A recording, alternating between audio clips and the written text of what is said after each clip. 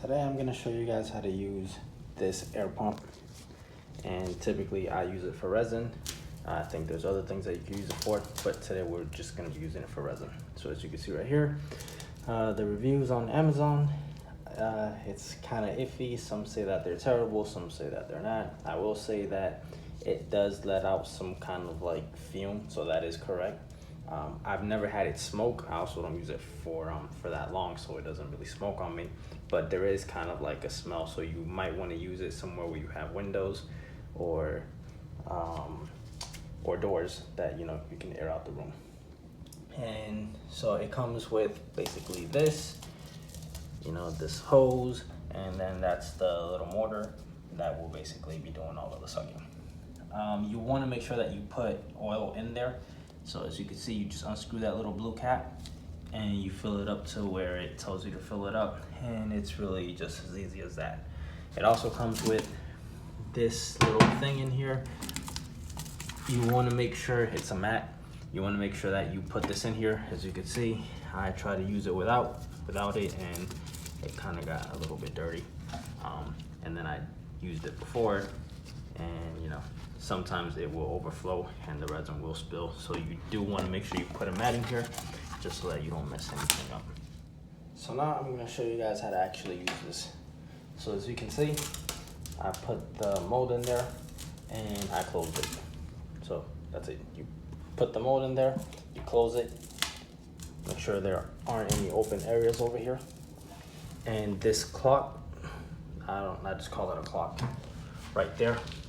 I make sure that it stays around the -25 because that's what the instructions online were.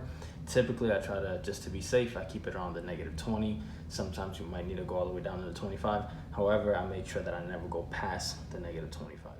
So as we established, we're gonna use the red lever. We will close it, and then we will turn it on by pressing the switch right over there.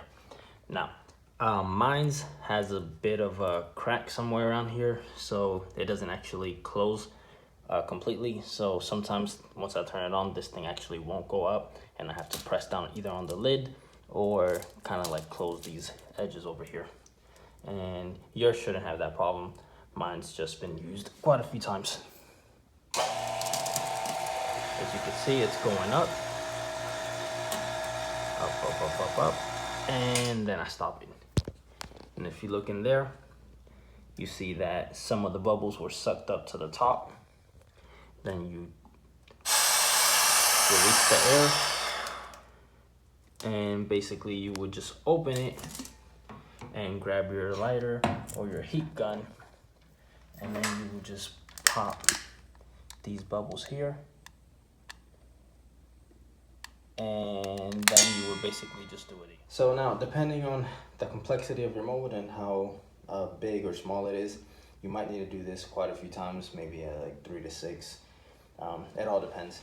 But you will basically rinse and repeat this process, and you will just turn the lever, turn on the pump. It's gonna basically suck all the oxygen out of it.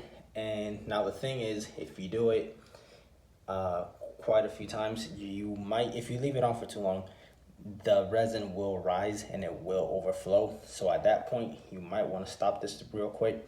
That's basically how I got some of the stains on the mat, and that's why you want to put the mat, because it will rise and it will overflow, and you just want to make sure that you watch it and you catch it right away.